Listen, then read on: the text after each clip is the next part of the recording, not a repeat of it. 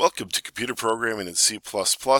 Today we are looking at global variables.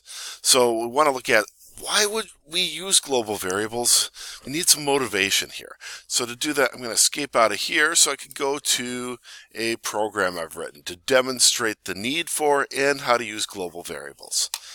So in this program, I have my basic setup. But I also have three different functions. I have the main function down below, and then two other functions.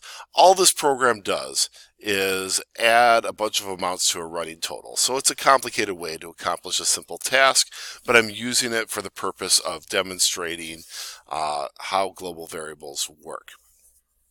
So this function up here is going to ask the user for an amount and add that amount to a running total.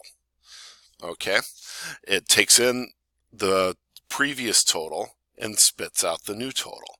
So it's going to be used repeatedly within a loop. This second function just prints out the amount, and then the main function calls those. It will ask the user how many numbers we'd like to add, which will determine how many times to go through the for loop, set the total to 0, run through the loop a certain number of times, and then print out the total. Let's see it in action. So here, how many numbers would I like to add? I'd like to add 5 numbers. How much should we add? We should add 2, 4, 6, 8, and 10. Got a total of 30, which is correct, so yay, the program works. And I can press enter to return to Quincy.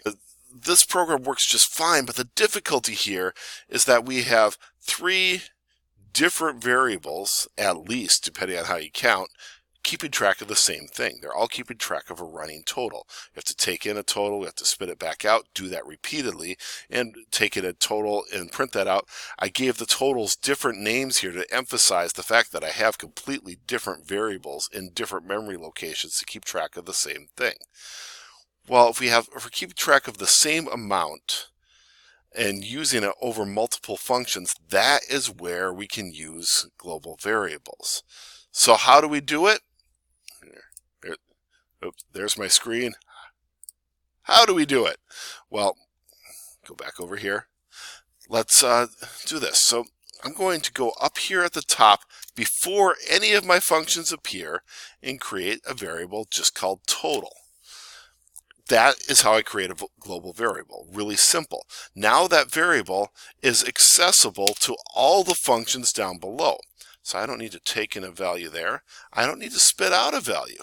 I'm going to call that a void. Let's see. I do need to match up variable names now.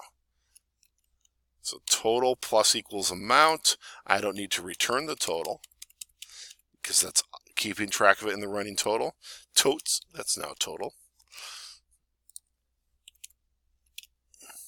Oh, that doesn't need to take in a variable either. What am I doing? There we go. Let's simplify things. I've already declared this variable globally. I actually should. I'm going to go right back up to the top, try to remember to be a good programmer and comment what I'm doing, even if it's simple. All right. So I got count, I got the running total. I need to match my function calls.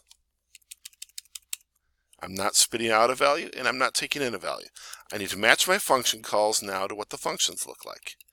Once again, print total, that's not taking in a value.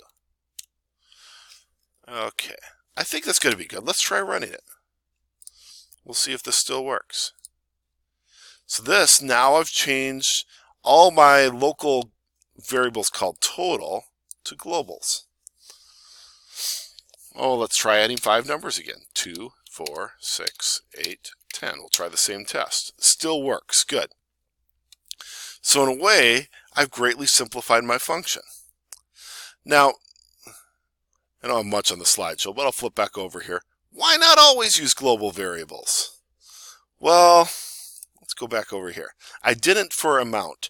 I wanted that variable to only exist within the function call because it's going to create it, get rid of the extra space, and then add that amount to the running total and then stop using that variable. That didn't need to be a global variable. It was only used within that one function. So for simplicity's sake, that's one reason why I am using a local variable here as opposed to global. The other thing is that global variables can be dangerous. We might accidentally change the value of something within another function that we didn't really want to. And maybe we're just sloppy with our name usage, or it was an accident. We have a little more control if we keep our variables local. It's not necessarily a big concern unless your programs start getting big. The other reason to keep variables local most of the time is that this program now, or this mini function within my program, the add to total function, is particular to only being used now with this other global variable. The function I had before, I could port into a different program. The variable names were all local and the creations were all local. We could use it within another program for another purpose. Now, these are sort of linked to this particular program.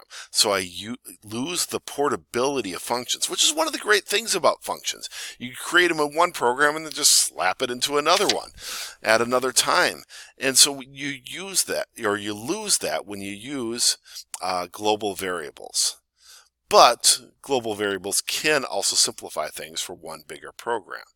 So you can use them. I'd say don't make everything global, but use them where it makes sense to use them, where you're going to be using that variable across multiple functions, and then you should be okay.